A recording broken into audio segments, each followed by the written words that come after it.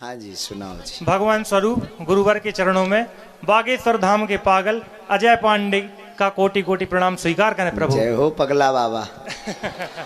आज्ञा प्रभु। कहाँ रहते हो आप? इंदिरा कॉलोनी दमोह में रहते हैं। अच्छा, भगवान। दमोह का। अरे तो वही जय रहा है। बता जी। भैया बता। तो भगवान परसों आपने एक संदर्भ दिया था। हाँ। जिसमें मतलब आपने बताया था कि जो हाथी और गज की आपने कहानी बताई थी, उससे रिलेटेड मतलब एक प्रसंग आया है मन में, उसको मैं प्रस्तुत करना चाहता हूँ जी। तो गजराज को प्यासे लगी वन में, जब नीर सरोवर पीवन धायो, गजराज ने पामे धरो जल में, तब ग्राह ने आके पामे दबायो। गजराज के जोरे अटूटे भये, पर ग्राह के बल को पारे न पायो। गोविंद प्रभु की शोभा जो निरको, आपी ने आके पंदे छोड़ायो। गुरुवर के चरणों में कोटि कोटि प्रणाम। गुरुवर बहुत सुंदर, बहुत सुंदर। कह दो बहुत अच्छा। गुरुवर। और कल आपने एक प्रसंग दिया था। अच्छा। आपने एक प्रसंग दिया था गुरुवर कल। हाँ। कि आपने कहा था कि जैसे यदि आप भक्ति किसी कारणवश नहीं कर पाते हैं, हाँ, तो आप भक्ति करने वालों के चरण पकड़ लीजिए। बिल्कुल। ये जो आपने प्रसंग दिया था उससे संबंध है, राम प्रसंग है जो, उसी संबंध में आपसे कुछ बताना चाहता हूँ प्रभु। एक छोटी सी प्रसंग है, आपको सुनाना चाहता हूँ। बोलो। तो क्या हुआ था गुरुवार, एक गांव में एक लड़का हुआ था।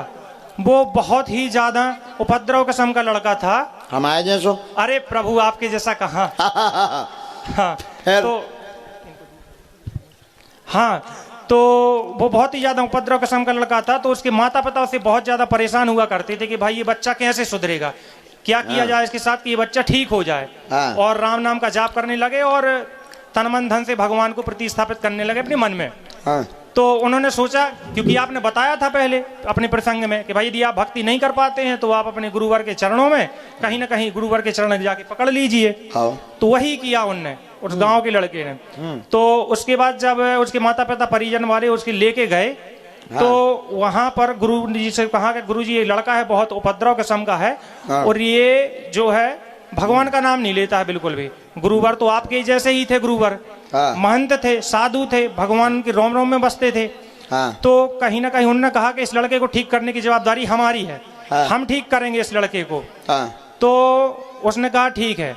तो उस लड़के ने गुरुवर से कहा, गुरुवर हम आपके साथ रह लेंगे, इसमें हमें कोई दिक्कत नहीं, लेकिन आप हमसे भजन सत्संग की बात नहीं करना। गुरुवर ने पूछा क्यों? बोला इससे हमारा सिर दर्द करता है। वाह जी, इससे हमारा सिर दर्द करता है, भजन प्रसंग की बात आप हमसे नहीं करना।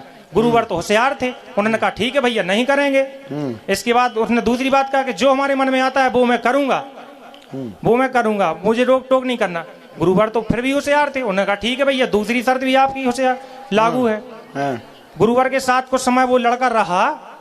तो साथ में रहने के बाद गुरुवर ने कहा कि भाई अब तुम सयाने हो चुके हो, वृद्ध हो चुके हो, इतनी भक्ति आपने करी है, हम आपसे कुछ मांगना चाहते हैं। गुरुवर बहुत होशियार थे गुरुवर। तो उन्होंने कहा हम मांगने चाहते हैं। तो उन्होंने कहा क्या मांगना चाहते हो?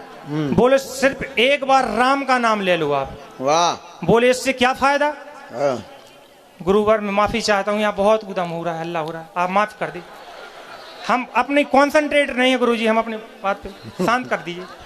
तो राम का नाम लेना चाहते थे। तो फिर उसके बाद उसने कहा कि राम का नाम। बोले ठीक है। उसने कहा राम। राम